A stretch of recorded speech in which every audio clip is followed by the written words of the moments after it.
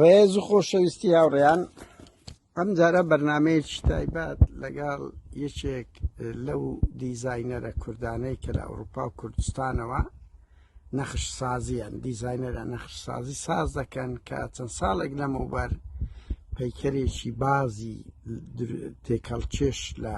زێر زی و ئەلماس دروست کردووە و ماوەی 6 ساڵە لە هەولێر لێیان بردووە، دەستی پێ دەکەن. دەبێ بڵێن ینی ئەو دەسەڵاتە و ئەو بەرپرسە مافیایە و چەتانەی باشوور، ینی ئەوانە هەرداهاتینەوە نادزن، هەرداهاتی خەڵک نادزن، هەرمووسە نازن، بەڵکو دەوڵەمەندەکانیشیان زۆربەی ئیفلاس پێ کردووە، ملک و ماڵەگران بەهاکانیان لێدا گیر دەکەن لە خانەوە لە بۆ ئەو دیزاینەر و ئەو شتانە، هەموو ئەو جۆرە شتەکرد گران بەهانە. لەم بارەوە ئێمە ئەوڕۆ بەرنامەیەکی تایبەت لەسەر شێوەی دزینی پەیکەرێکی باز لەلایەن ئاسایشی گشتی پارتی دیموکراتی کوردستان ساز دەکەن کە ماوەی 6 ساڵە لە کاردە و کەمال عوسمانیان بردووە و نایدەنەوە دەستی پێ دەکەین. با لە زاری خۆی جێبیزبین کاردە و کاتت باش. کاتت باش کاردەوە ئەگەر لە بۆمان باز بکەی ئیشی تو چییە و چۆن ئەو دیزاینەرە دروست کرد، ئەگەر خەڵک تا پێشە چێ بکە، ینی ئیشکاری تو چییە و چەند لە کوردستانیان لە ئەوروپای لەومان هەندێک لەو زانیاریانە لۆ ئێمە و لۆ بینەران باسکە سوپاس دەکەن. بەڵێ من قوربان دیزاینەرم لە مێژە تقریبەنەوە بۆ 10 ساڵ زیاترە من قوتاعی نادر مەسەلەن دروست دەکەم خەڵکە. فمن ئەوم دروست کرد 6 ساڵ پێشتر تقریبەن لە هەولێر دروستم کرد. موادەکەشی هەمووی زی و زێر و ئەلماسە هەمووی لە هەولێر یعنی متەواجدە، کڕین و فرۆشتنی ئازادە. گوتیان ئەوە دروستکە لۆگۆی حزبی پارتیە محتەمەلە مەسئولەکان بکڕن ئیستیفادەی لێ دەکەن. مشکلەکەم دروست کرد ماوە لەوێندە پێش 6 ساڵ شتێک لەوەی پێشتر هاتن دەستیان بەسەرداگرت لە کن برادرێکی من بوو ناوی مؤەیەدە فەقیرەی، ئەویش دەگەرەمە لە ڕوودا و هاتە دەرێ لێیان ستاند و دوو کەسیشی لەگەر بوو ئەوانیشیان گرت پێشیان گوت بوو. باش مەسافەک ڕۆشت بن گوتیان کاکە ئەگەر واز لەو پەیکەرە بینی یعنی نە هیچیمە نە هیچی تو خوا حافیست بی چێ پێی گوت بوو کاردۆ، چێ پێی گوت ئەو خەڵکانەی گرت بوویان قوربان. دیار نییە چێ نەگرتیتیان کاردۆ؟ وەڵڵاهی با قوربان ئەوانە بەخۆی وەلە ڕوودا و لە لیقایەکەی لۆمەکەی هەموو یەخستە سەر ئاسایشی هەولێرێ بەخۆی ئاسایش نەیگرتیە، بەس بەناو شتەکە لەکن ئاسایشە بەخۆی دەستگای پاراستنی چاکسازی بەختیاری کە مدیرەکەی ناوی ساڵح قادر سەفتیە. ئەو زەلامە گرتیتی و زەفتیشی کردێ دەرێ نادەمەوە ئەگە پێت دەکرێ بڕۆ لە خۆت وەرگرەوە. ئەوە بیدایەتی باشە کاردۆ قسەی خۆ دەبیر نەچی بە چ بەڵگەیەکەیە مەسەلەن ئەو کابرای ئاسایش بردیت مەسەلەن کە پاراستنە قوربان ئاسایش نییە ئەوە بابیشی پاراستنە بۆ زانیاردەم دەیناسم بابیشی بەرپرسەکی دۆسەی پەکێ بار هەڵ ئەزانم بەس یعنی چۆن زانیت کە ئەو کابرای شتەکەی توی بردیە لە کاتێکدا مەسەلەن ینی ئازان ئەمە لەو بۆ بینەرانما بەڵێ ئەگە نازانوانە هەموو شتە دزن. بەڵێ وایە ئەمن 4 مانگ هاتچووی ئاسایشم کرد نەیان دەوێرا پێم بڵێن ئەو ماڵە لێرە نییە چکە 3 کەسەکەی ژیرا بوو لە کرەوان بوو. بەڵێ سەلاحیەتی پاراستنیشیان نییە، خوایە ماڵش دیار نییە. دەچوومەکەن حاکمی حاکم ئەوانیشی بەدەدا بابە لەسەر ژیرانە ئەمە صاحب ماڵت ئەمە لۆ ناگرن لۆ خەڵکی دیتاگرتیە ئەمنیان نەدەگرت. یعنی لەسەر حاڵی خۆتان کە مولکەکەتان لێداگیر کرا ئەو شتە گران بەهایە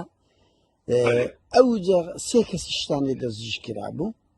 بەلێ بە قوربان 3 کەسمان 9 ڕۆژ لە ژۆرێمانەوە بەبێ تەحقیق بەبێ سوالێک بەبێ شتێک بۆچی 9 ڕۆژیان قەپات کرد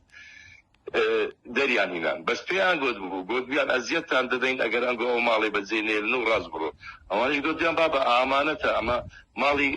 ئەو کابرایە ئەمە چ جوابی چێ پێی گوت بوون وەرەقەتمان بدە چێ پێی گوت ئەو بوون مەفرەزەی بەسەریان دادابوون چوو بن ماڵەکەیان بردبوو ئەوانە جەماعەتی بنکەی بەختیاری بنکەی پاراستنی چاکسازی پاراستنی بەختیار چاکسازی بەێ بەڵێ بەڵێ بەڵێ ئەمن چوم خچامیش خەڵکی هەولێرێمە خەڵک دەناسم بەواستەی یەکەشی چوومە کرد لوقمان شێخانی لەگەل لوقمان شێخانی لوقمان شێخانی پلەی چییە کاکەوە مەسەن کە قسەی وا دەکەی بزانین خەڵک چییە بەڵێ لە پلەی چییە والله ئەوانە ڕوتبەی نابەستن کاک قادر ئەوانە مەدەنی دادەنیشن بەس یعنی دیار بوو مەسئولێک بوو یعنی شخصێکی عادی نەبوو وای ئەمەش لقامان لەگە کرد بەڵێ هەڵات ئەوی شەڵات بەڵێ بەێ ئەو پێمی گوت ئەوە قسەی ئەو گوتی ئەمن ئەگەر ئەو ماڵە لەکنە من بی ئێستا دەدەمەوە چونکە ئەوە دیارە بەدەست دروستکرایە ئەوە هیچتەشی لەسەر نییە بەڵێ بەس وەچی هەستان بڕۆم نامێ درێژکم لەسەر یەک سوالی لێکردم ئەمن زانی ماڵەکە لەکنەوانە بەمنیوت ئەو ماڵە تەسیری لەسەرە تو کردیە مادیەن و معنەویەن گوتم بەێ بەهۆردنەوە تاس چکەلو ئەو سوالی لە من دەکەی ئەگەر ئەو ماڵە لەکنە تو نەبی یان لەو دائیرەیە نەبی بەخۆی ڕاستە چینە لەکن ئەو نەبی بەس دەکن صالح مدیری وانە چینە نەیوێرە ئەوە ئەمە 3000 مقابلەی لوقمان شێخانیم کردیە هەر سێزاری نەتیجەی نەبووە چی ساڵح سەفتیە چی کوڕی قادر ساڵح سەفتیە ببورە قادر ساڵح سەفتیە لوقمان شێخانی ئەو مەسئولی ویە قوربان کاک قادر مەسئولیتی قادر مەسئولیتی یان لوقمان مەسئولیتی نا صالح قادر مەسئولی هەموو بنکەکەی بەختیاریە یعنی ئەو مدیرە بەڵێ ئەو لای بەڵێ ئەو زارە یەکە چوومەکەم برادرە چیدی حەزم لێ نییە ناوی بینم ئەمنی ناردە کن کابراایەکی وەشی چوومەکردی ئەمن دەمزانی چێیە گوتی ئەمن ناوم کاوەیە بەس بەخۆی کاوە نییە هیوا سوورچیە ئەوجە جێگیری ساڵحیە ئەوە لە قسەکردن زۆر محتەرەم بوو ئەوجە نازانم یعنی ئەمن ئەو حقیقەتەکەی دەبی بژێڕمەوە گوتی پێشمان گوتی ئەو ماڵت بداتەوە چونکە هیچ شتێکی لەسەر چێ ماڵەکەت بداتەوە چێ ماڵەکەت ساڵح بەویان بەڵێ بەڵێ ساڵح کە بەرپرسی پاراستنی چاکسازی بنکەی بەختیاریە لە هەولێرێ بەڵێ لە هەولێرێ بەێ ئەویش گوتی کاک عوسمان ئەوە دەلێ نایدەمەوە ئەگەر دەتوانی لۆخی وەرگریتەوە حتا ئەو کەلیمەشی گوتی ئەتو لە خۆت مراجعەی خۆت بکە کۆڵمەدە بزانە دەگەیە چێندە ئەو جارە چوومە مەسیف سەلاحەدین کاکە بەڵێ مەسیف بچوومە بنکەک هەیەی پاراستن لە تەنیشت مەکتەب سیاسیە بەڵێ لەوێ لەگە شەخصێک دانیشتم ئەوراق و تاریخ حیاتی منی هەمووی نادرێ مهم هەموو مستەمسەکاتم لە پێشیدانە گوتی کاکە تو ساحب ماڵی ئەتو لە دەرێبی سێ کەس لە ژۆرێبی ماڵیش نەدرێتەوە ئەگەر تاوانەکە بدەبێت و بگیرێ ئەو شتانە ئەوە دزیە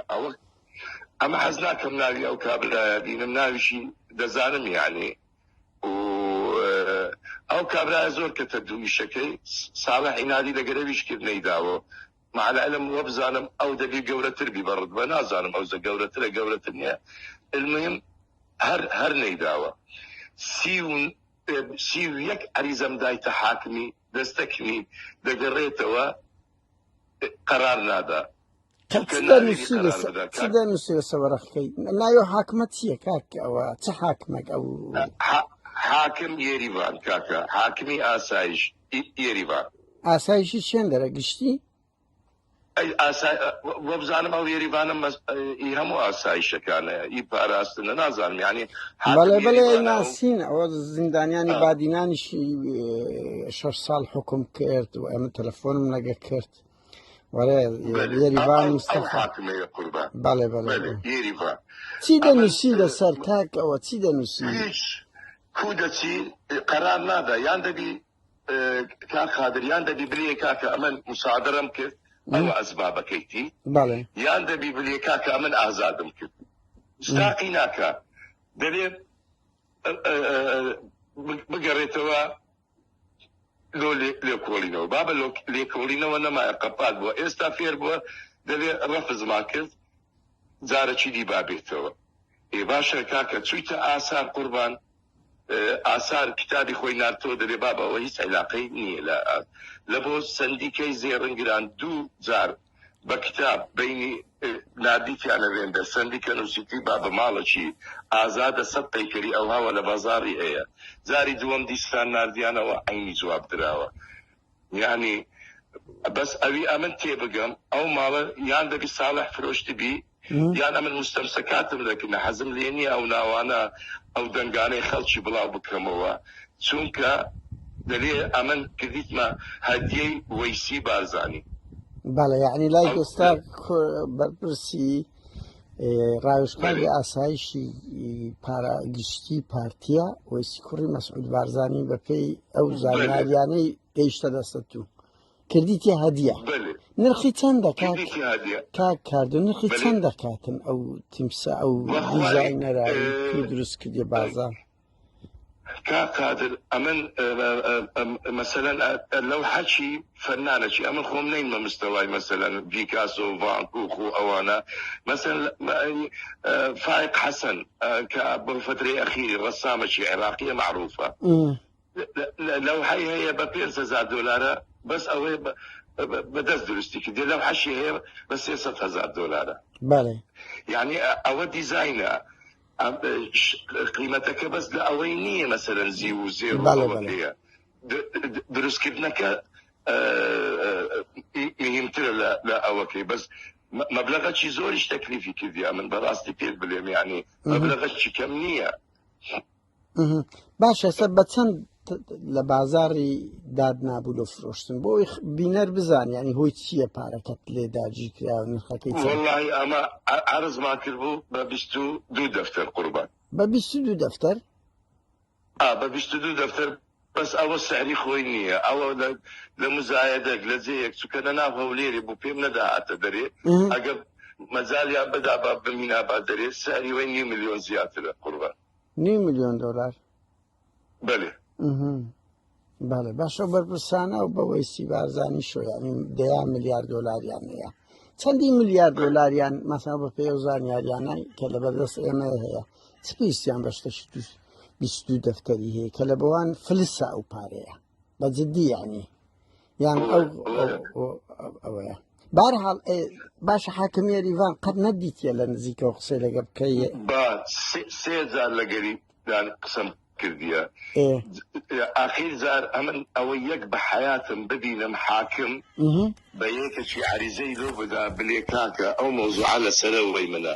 ئەمە ڕێک لۆ دادێنێن بڕۆ شکایەت لە من بکەن پرە گوتم کاکەی حاکم ئاخە کودێت ئەمە شکایەت لە تو بکەم شتی وا هەیە لە دنیاە ئەم بچم شکایەت لە حاکم بکەم ئەگەر ئەتۆ دەلێ لەسەرەوەی منە فەرمو ئەتۆ ئەوراقی لێرە نەقرکە محکەمەکی دیبا من لەوێن دەرتەسەڕف بکەم بەخۆی یەکێک هێناوی سەربەستە لەکن ساڵە ئەو ساڵح قادر سەفتی ئەو زایە نازانم ڕۆدبەی چێ تەلەفۆنی لۆ کردی گوتی ئەوەی بەرمەدە ناوێری قوربە سەری بەربدە بەس حاکم نابی دەبی جەری بیکات ئەتو حاکمی ئەگەر ئەتو ناتوانی قەرارات بدەی ئەو وەزیفەی نەکەی باشترە بەڕێی من یعنی ئەوەیە وڵات چاکە نەشیان گرتیش خۆ زۆر کەسییان گرتیشە کاردەوە کاکە هاتن بمبەن هاتن لە ماڵی بمبەن شەو بوو بەس ئەمن یعنی ئەوەندە بێدەسەڵات نیمە کەس بوون بە سیارەکی ئێمژی حتا خەبەری ئاسایش خەبەری ئەو بنکەی مەسیفی داگوتم ئەوان هاتن بمڕفێنن 3 نەفەر بە ئێرگەکی ڕقەمەکەی ئەوەلی 22 جی 35 ئەویدیم پێ ئەزبەر نەکراش شەو بوو لەبەردەستی نەیان لێرا یعنی بەڕاستی دەناگەر لە دەرکەی ماڵێ بعد بامە دەرێ دەیان بردمیان بەڵێ باشە تو پەیوەندیت بە دام و دەستگاکانی تری هەرێم کردیە مەسەلەن مەکتەبی بارزانی هەیە بەنمونە محافەزە هەیە بەڵێ قوربان 2000 چوویمە کنوریاگەردی کە سکرتێری ئەو کاک مەسعودیە ئەوراقەکەم لە پێشی دانا دەیگۆ حەقتە ئەتو زۆر پڕی بەس دەبی ئەتو ڕێیەکی دی بینیۆ گوتم کاکە عریزە لەک لە تو دەستەکنێوی دەزانی ئەمن پڕە مەغدورم قەدرم لێکرایە لو او عريزي من ناقيني دستي اوانا لو يقري دادا بوشن كاكا محمد امين ميرخانه كي عريزكم دايا قوتيا ولا بيش چێ محەممەد ئەمین میرخان تو مەسم پلەکانی محمد امين ميرخان على اساس اوش وكو منطقه بارزانه عرايز ومشاكل خلق دباتكن كاك مسعودي بەڵێ عريزي مني او بقصيوي او زراس درويه نازانه ما من مستعد مواجهه بك قلت او عريزي تلبيش كاك مسعوديه لسر نسيه بردست بي نازانم امن معنايسي او اتناك المهم اوش روشت وزاره داخلي رقمه شي اتسار يكسار برادر شي عزيز دوي هنا ما مكز او رقمي نازاني اتصالا كر كلام تقديم كر او سيما قوني واخيري روجك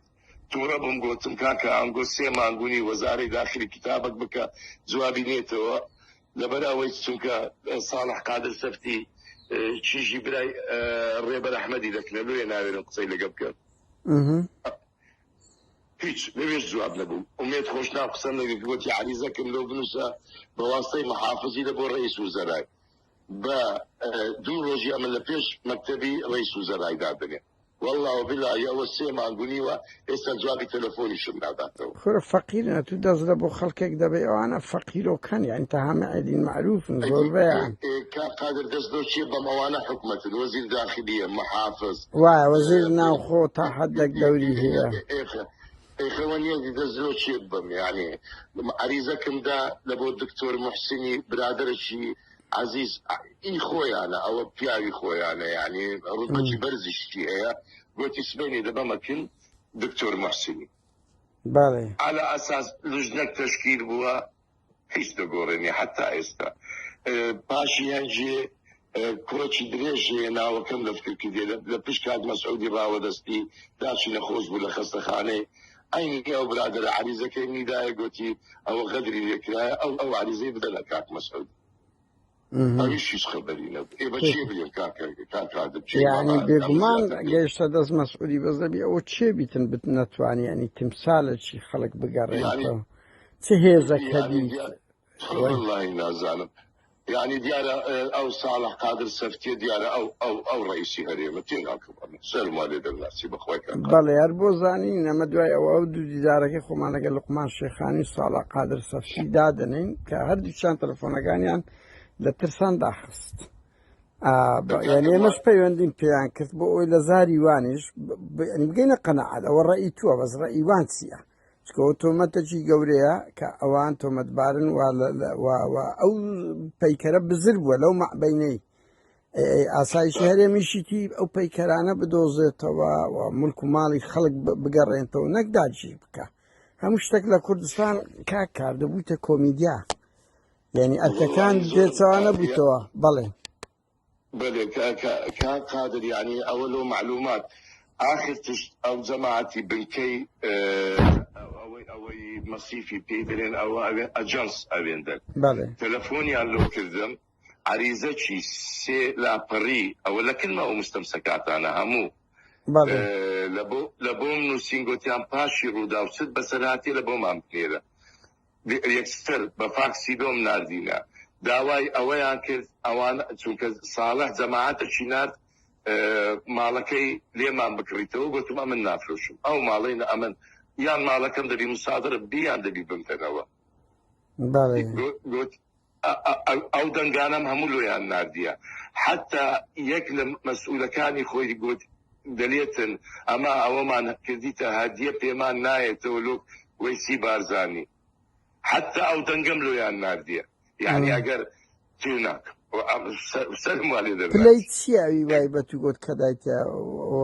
يعني برفسارتي شي امني هي عادي خويا انا قربان بلا دنگك لكني انا باشا نتواني بقى كن ويسي بارزاني بيبل بابا وملكي منها دزيت يعني نوك اوانا بهديان دا يعني لينا دقران بقى لينا قران كاشي من لينا قران بقى او زي اتدتي امز تنزر شوما مصيفي لقر يعني وريا قردي بيرجني لنارد جوري نيش اما بسم جوري باشا كاردو بله يعني أتو للرداو لقاءك تكرديا وسير بك الرداو يجري أو كيصد زولينيتن لدواي أو ديداري الرداو وازانم تشتشو شت بون زياتر تسو الردا شکایەتیان لێکردینە ڕووداویان دایتە ئەوەی چی پێ دەڵێن محکەمەی چونکە ئەوان تەلەفۆنی ئاسایشیان کردیە ئاسایش ناتانی چ معلومات دەستکە هیچ معلوماتی لەکرد نییە تەلەفۆنی شورتەیان کردیە شورتە هیچ معلوماتی نەبووە بدا ئەوجا ئەوان یەک شتیان هەبوو ڕووداو ئەوان نازانم نەیانوێرە ناوی ساڵحەکە بینن چکە من لە مقابلەکەش گوتم کاکە ئەو ماڵە لەکن فلان کەسیە دەلێ نادەمەوە ئەمن حتى لە مقابلەکە ڕجام لە رئیس وزرا و کاک مەسعودی کرد گوتم کاکە ئەوە بە ناوینگۆ ئەو تەعەدایە لە من دەکرێت شەخصیشە دەکا ئەوان بەرپرسن ینی کە ئەو هەموو دۆسیە ینی ئەوان بەرپرسی باڵان هەر دزێک دەکرێت ئەگەر نەگیرێ ئەوان تۆمەتبارن لە پشتیویشی بەڵێ گوتم کاکە یارمەتیم بدەن بە ناوینگۆیەوە ئەو تەعەدایە دەکرێت باشە والله وبالله چەند ئەتوو خبرێکت دایمی ئەوانیش ئەوەندە خەبەر کەسیش ئتصالی پێ نەکردمەوە یعنی نازانم مەسەلەکە چییە یعنی ئاسایشی شکایەتی لە ڕوودا و لە توش کردیە ئێستاکە کە ناوتان زڕاندیە وانە با بێم نەدبن ئەمن لە منیان نەکردیە هیچ کەسێک شکایەتی لە من نەکردیە ئەمە ساحب ماڵم لە جیرای مەعالەمی دی جیرایە یعنی زۆرم پێ سەیرە مەوزوعەکە چییە ئایا بەس لەبەر هەندێ ئەمن کوڕی کەماڵ عوسمان ئاغەیمە ئەگەر ئیلا ئەو مەوزوعە هەبی ئەو جارە لەسەر مەوزوعەیە من کا قادر والله هیچ خۆم کرد ڕاکەم لە مەحاکم شکایەت دەکەم دەست بە محکەمەی بەردایە بدراوی شکایەت دەکەم ئەوە 5 جارە ئەوانە غەدر لەمە بکرد لە ساڵی 68ەوە حتا ئێستا چۆن 5 جارە غەدر کاک کاردوڵی 5 جارە غەدر دەکەن 68 ئەو هەموو کەس دەزانی کەمال عوسمان چیە نامێ بس ئەو تاریخە کەونەی بینمەوە گۆڕێ ساڵەکانی نۆهات ئەمنیان گرت ئەمنیان هاوێشتە ژۆرێ عادل بۆتانی مدیرە ئاسایش بوو 7 مانگ بوو تشتێکا من لەوێن دەربووم ئاخیری گوتیانەوە والله سوالم دەکرد نە تحقیقم هەبوو نا ئەوراقم هەبوو نا تشتێکم هەبوو ئەرێ کاکە من لۆ لێر و کارەمە دەیانگۆ ئەتوو بگە سەرەوە ئەخیری خوا خێریەکەکی بنووسی نازانم کو خەبەر گەشتە کاک مەسعودی وە دەلێن نازانم ئەوزا قسە شوەیە یان نا على ئەساس گوتی بابا ئەو کابرایە تان لۆ گرتیە ئاخەز سەبەب چییە خەبەرێکی نار گوتی بلێن ئەگەر هیچێت تیش بیبەری دەدەم بالفعل ڕۆژی پاشتر ئەمنیان هینا دەرێ و حتا تەسمیری دەستدا شمیان نەکرد ئەمنیان بەرەڵان نەکرد ساڵی چەند نۆتیە کرد گوت نۆهەت و واللهی نۆهەت و 5 بوو نۆهەت و 6 بوو باشی هەنجی ئەوجا ئەمن وەچی بەر بووم ئەمن دەرچووم ئەگەر نا ئەمن ئی خاریز نەبووم بەو تەمەنەی کاک قادر ئەمن الحەمدلله ماڵ و ملکی خۆمان هەیە لە هەولێرێ دانیشت بووین سعیبمان نەبوو ئەمن لەبەر ئەو حاڵەش دەرچووم خوا دەزانی بەڵێ هەرەتونی زۆربەی خەڵکە ئەو خاوەن بەهرەیەکن خاوەن جوانیەکن لە کوردستان دەرچووە لە ئەنجامی فشارە ترسەک ینی بزنس ینی هەتا ملک و ماڵی بازرگانەکانی و چیت و خۆرەت یەکەم کەسن دەیان کەس ملک و ماڵی لێداگیر کرایە زۆری دیم لێ ڕۆشتیا من وا باز ناکەم یعنی ئەمن ئەوە 20 قسوور ساڵە لە دەرێمە 14 ساڵ من نهاتمەوە هەولێرێ یەک سەفەر 14 ساڵ بە سەپۆرتم هەبوو هەمووشتم هەبوو لە وڵاتی دی مەسەرەن داکم دەدیدیان ئەو نەچوومەوە هەولێرێ 14 ساڵ یەک سەفەر بۆ لە ترسی ئەوەی نەوەک دیسان بتگرنەوە کاکە دیسان تەشقەلە چیریمان پێ بکەن بۆ تاچکوێی لێ بێتن یعنی لە نیشتیمانی ئێوە خۆ پۆلیتیکیش نین ئەگەر ڕەخنەگەری ئەو دەسەڵاتەش نین یعنی بازرگانی کوردیش دیزاینەرەکە کە زەروورە ئەو نەوە عەش لە کوردستان نەبی بگاتە ئەو ئاستی 14 ساڵ نەتوانی بستەوە ئەو نیشتیمانەی بەڵام هەر لەو هەولێرەی پڕ لە بەعسی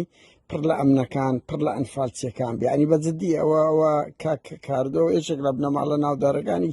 هەولێرە ئێمە هەو ئەدایانی وەکو ئێمە ئەنی تاوان نییە ئێمە نەتوانین بچینەوە ئەو شاری لێی لەدایک بوونە بەڵام ئەو هەولێرە بە ئاشکرا بەعسیەکان لەناو هەولێر دەسوڕێنەوە تازەی بنەماڵەی سەددام دادن ئەو یەکێک لە شەرمەزاری هەرە گەورەکان بێ ئەوجە تەحەداش لێ بکەن والله وبالله او غدري او زار لمن كلايا امن سومو اگر امن مشتكم هبايا بس سواري تياري دبم لهوليري بمخواري نا هوليري هات مخواري بعينادي شوم قوتم با امن بقرن دبتو دنگ ديسان او كابرايا لوغت او غدر قورانا ليكرايا لو ديقرن امني ان نقد كاك خادر حزم لي بوبم قرن والله وبالله وتلاقي املو لو قلت نيت سوبم ne yangetim yazda man uçi topi amniyallo serilo seri hinaya bildiya hiç de göremiyor. Ayet amtena كم يتاقى نفر بابا نتسك دارم نتشتكم لو لمن دترسين يعني يا من نازم لمن دترسين يعني ده تاني غدر ما اللي بكن تعدا ما اللي بكن تينا كم مسألة كتير. واه. بهرحال كاردو ما دزان أو تو يكم داجي كاري لملك مال نيا ودزريجي يعني بوسر ملك مالي نكر خلشي هزار موتا وكوت من دهاتي ملت لبو زور بازرگانی کاش بازرگان و خلکانی بزنسمانی کورد هەیە ئەوەش یەکێک لەو کارەساترە کە لێ ناگەڕێن ئابووری کوردستان و جوانیەک بگەڕێتەوە کوردستان من نیگەرانین بە هیوان من پێت بڵێم ئەگەر ینی ئەگەر لەمە 5-6 مانگەی کە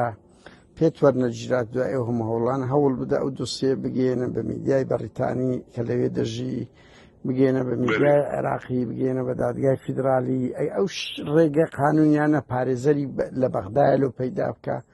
بە تایبەتی کە دەستگایەکی ئەمنی گەورە لە پشتیتی ئەو دۆسیە لە میدیا بە گەرمی بهێلەوە ئەگە ناو مولکەت دەفەوتی ئەوانە یاسا بەڵێ ئەوی پێم بکرێ بەلێ تەخسیری ناکەم لە محکەمەی فیدرالیش ئێستاوە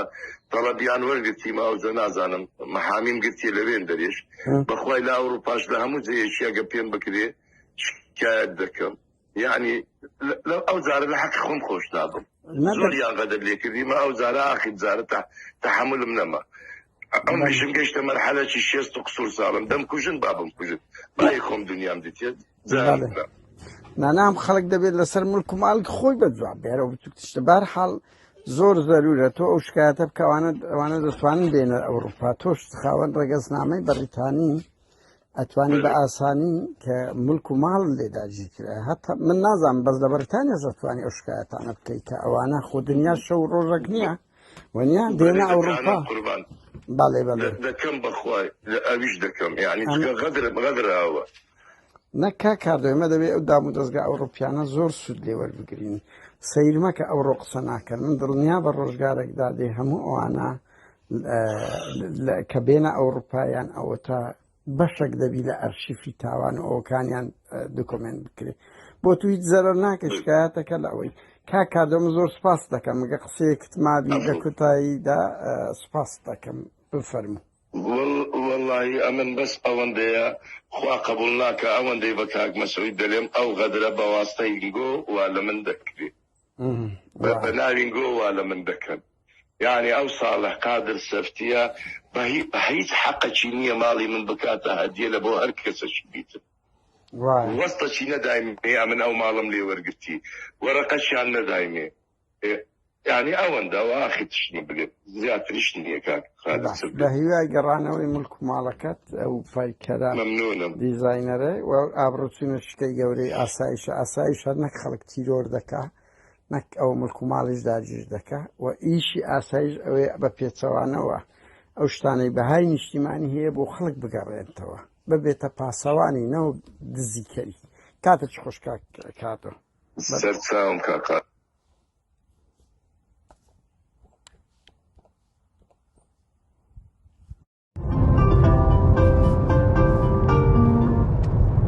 کاک لوقمان چۆنی؟ ئەلۆ باش کاک لوقمان ڕۆژی باشی؟ وەڵا باش سپاس ڕێزتەیە کاک لوقمان ئێمە هەواڵێکمان بۆ هاتیە لەسەر ئێوە کە پەیکەرێکی باستان بردووە نادەنەوە کاک کاردۆی دەتوانێت ڕوونکردنەوەمان بۆ بدەی؟ نازانم جەنابەت چی؟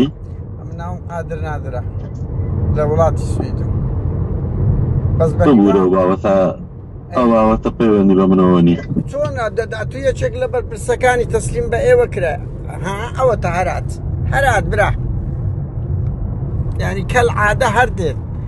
دۆسیەکە کابرا داوای لە ئێمە کردووە دەمانەوە وەکو ڕۆژنامە نووسێک پەیوەندیان پێ بکەین ئەوە قەپات دەکەن ئەترسن ئارەزوی خۆیان ئەمەش بڵاو دەکەینەوە